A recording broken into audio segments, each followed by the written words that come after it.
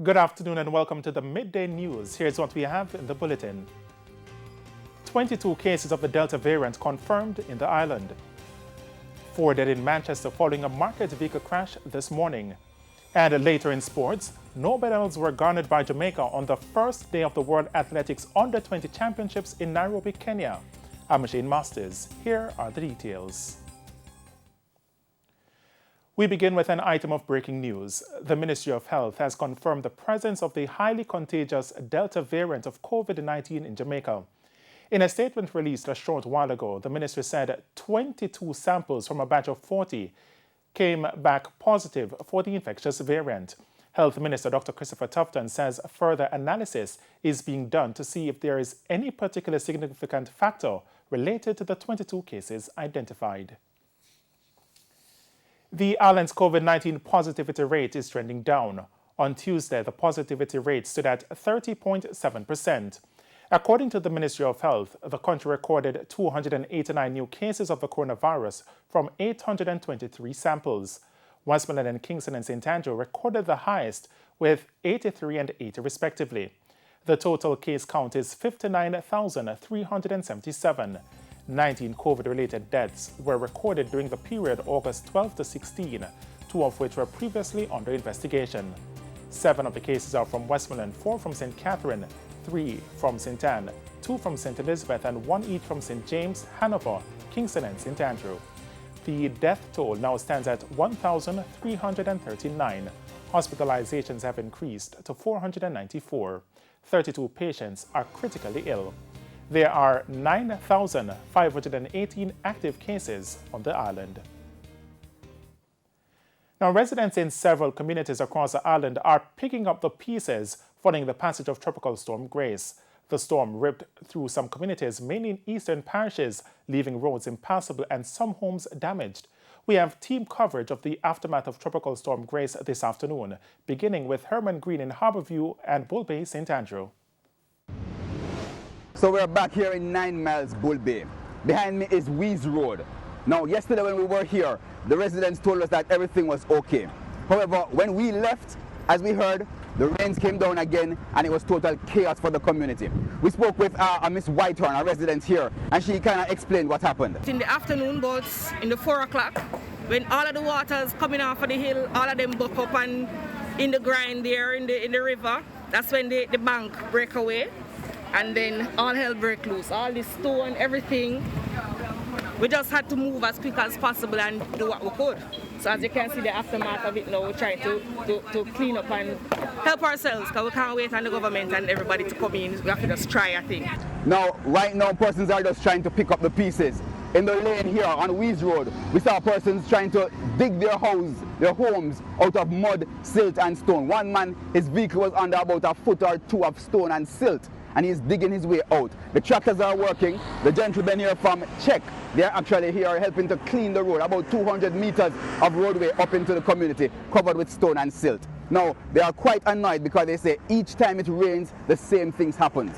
The same thing happens. And so they want something better to be done this time around. They want the proper fixture for the walling for the river.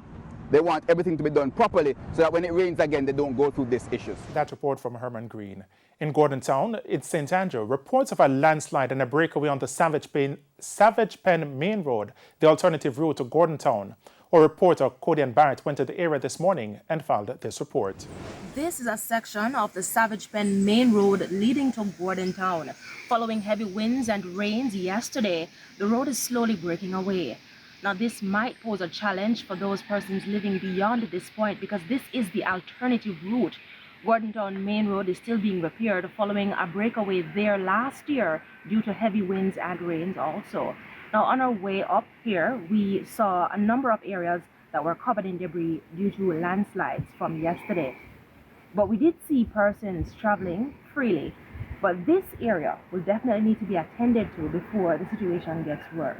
Reporting from Savage Pen, I'm Cody Barrett for TVJ News. And the Grace has strengthened into a hurricane. It is the second hurricane of the 2021 Atlantic hurricane season. The hurricane has winds now up to 75 miles per hour as it heads west across the Caribbean. Grace is expected to make landfall in the Yucatan Peninsula tomorrow morning and over the southwest Gulf of Mexico early Friday. The Met Service discontinued the tropical storm warning for Jamaica this morning. Meanwhile, the National Works Agency NWA says at least 11 roads still remain impassable. Of that, 10 are located in the parish of St. Catherine and 1 in Clarendon. Communications Manager Stephen Shaw says special attention will be given to the Bogwalk Gorge. As for damage to the road network, he says a team is conducting its assessment.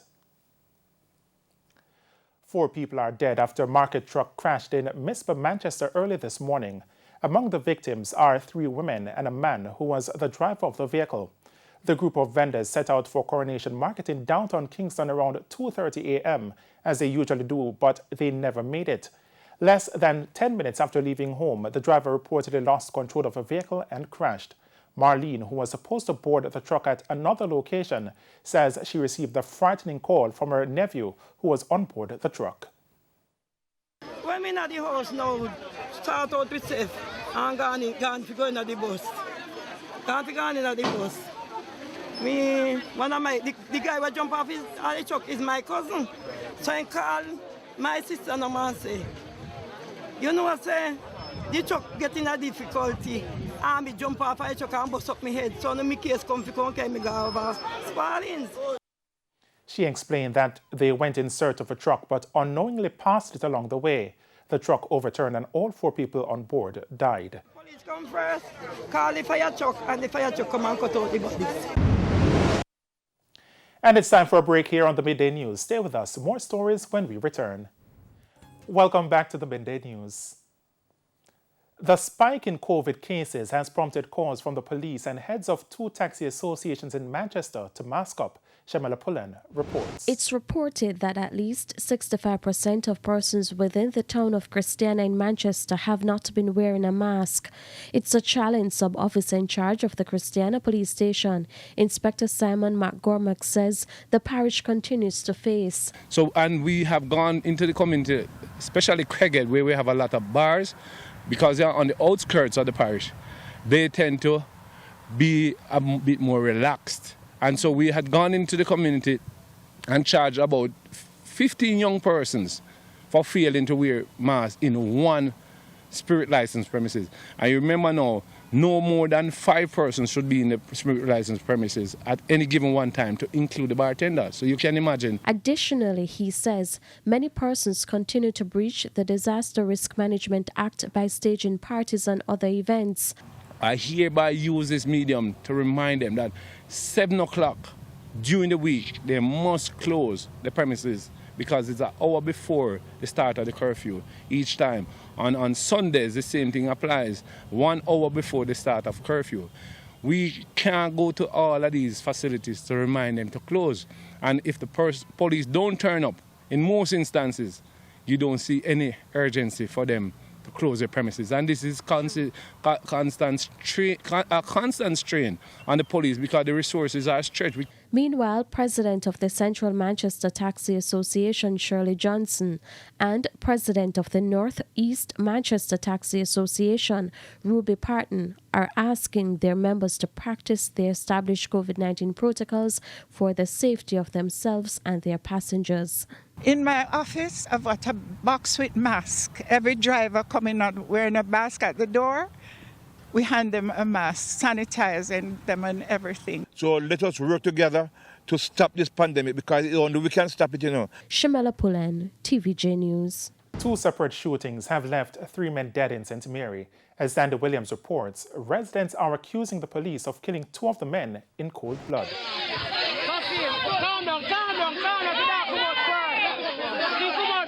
Chaos erupted in Gardnerland, St. Mary on Sunday as scores of residents gathered in a yard where 2 men were killed inside a house.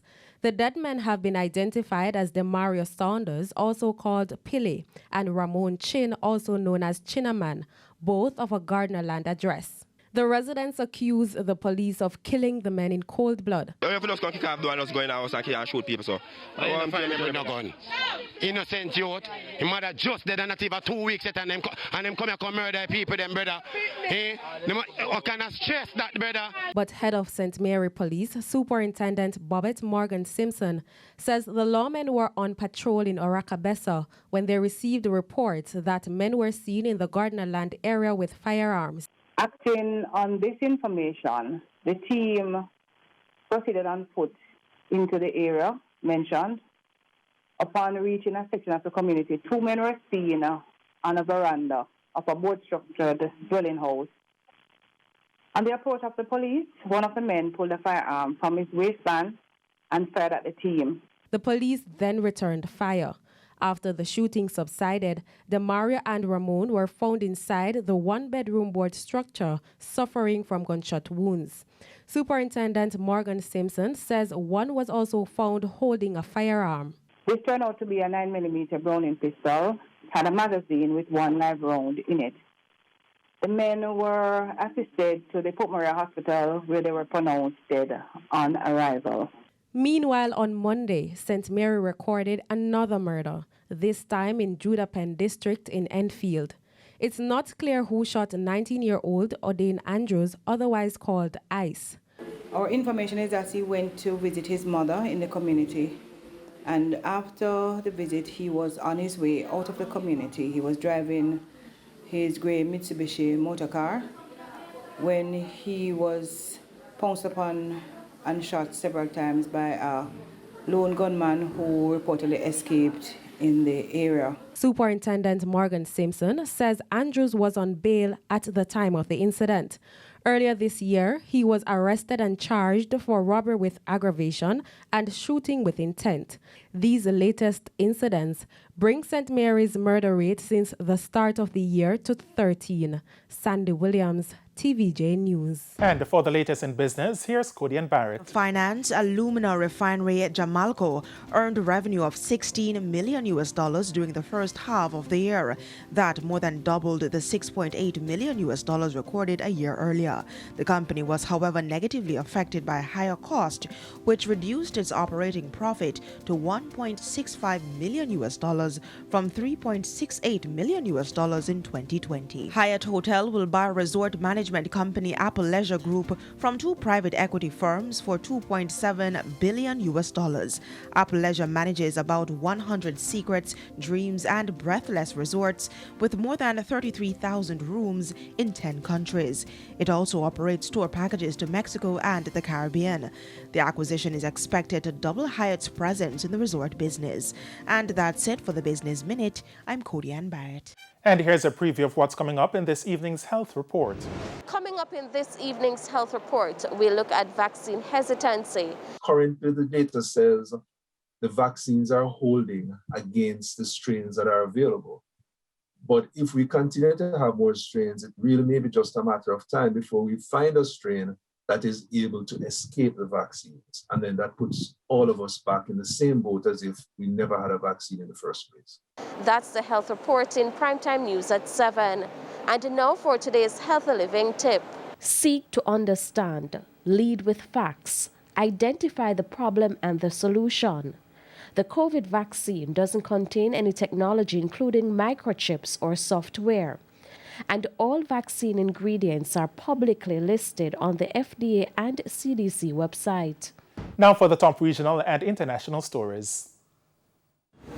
In news from the region, health officials in Grenada are concerned that the Delta variant of the coronavirus could be among a cluster of cases now being investigated following an illegal house party earlier this month.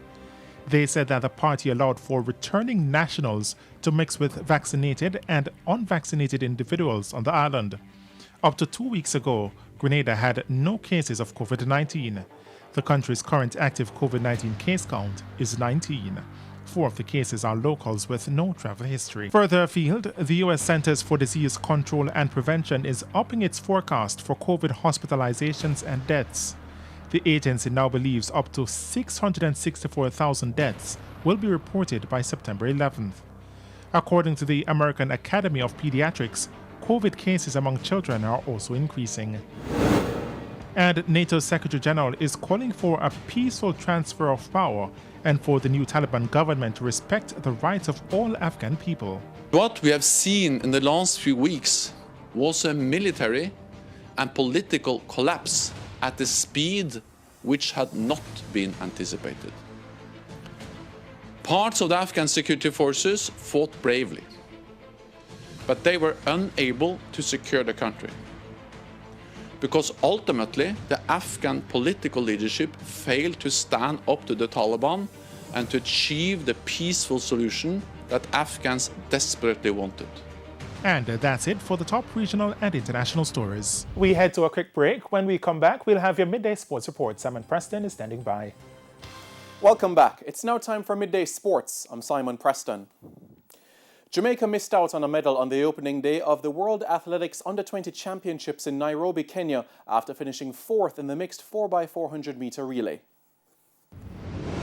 The quartet of Shamar Yuta, Alia Baker, Alia Francis and Malachi Johnson produced a season's best of 3 minutes 23.04 seconds.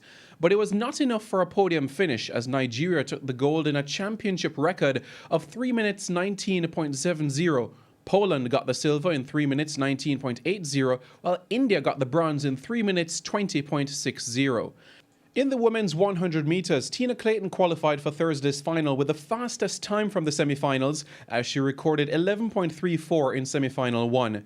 Despite finishing 4th in semi-final 2, Karika Hill's 11.60 seconds clocking was enough to qualify her for the final.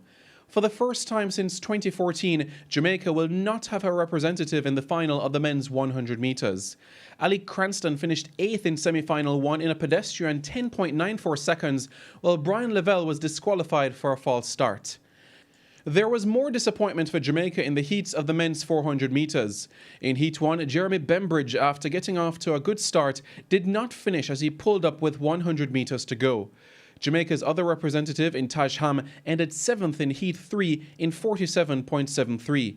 In the women's equivalent, Onika McAnuff won Heat 2 in 54.13.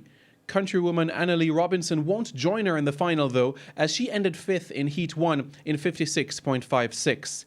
In the field, Kobe Lawrence made progress to the final of the men's shot put after throwing 18.65 metres. Despite not throwing the 19.20 metres required for automatic qualification, Lawrence advanced with one of the top 12 throws. Meanwhile, 4 Jamaicans will be involved in finals on Day 2 action of the World Under-20 Championships in Nairobi on Thursday. Kobe Lawrence will be the first Jamaican in a final as he competes in the men's shot put at 7:20 Jamaica time. At 8:25, Cedrica Williams will go in the women's discus final, while at 9:30, Tina Clayton and Karika Hill will line up in the women's 100 metre final. The first Jamaican in action on Thursday will be Garielle White in the heats of the women's 400 metre hurdles at 1:07. At 1:14, Mosiah Britgen will complete the Jamaican duo in the event. In the men's equivalent, Rashawn Clark and Devontae Archer will line up at 1:25 and 1:46 respectively. At 2:14, Siobhan Hall will compete in the heats of the men's 800 metres, while at 8 o'clock, Akeelia Smith will line up in the triple jump qualification. And finally this afternoon, Reggae Girls captain Konya Plummer has joined the Swedish top flight club AIK on loan from the Orlando Pride in the National Women's Soccer League until the end of the season. This move has been facilitated to give the 24-year-old defender more playing opportunities. Since being drafted to the league in 2020, Plummer has only played 7 matches in all competitions. And that is it for your Midday Sports Report. I'm Simon Preston. Shane, it is over to you. Thanks, Simon, and that's it for the Midday News. I'm Shane Masters. Join us at 7 for Primetime News. On behalf of the news, sports and production teams, good afternoon.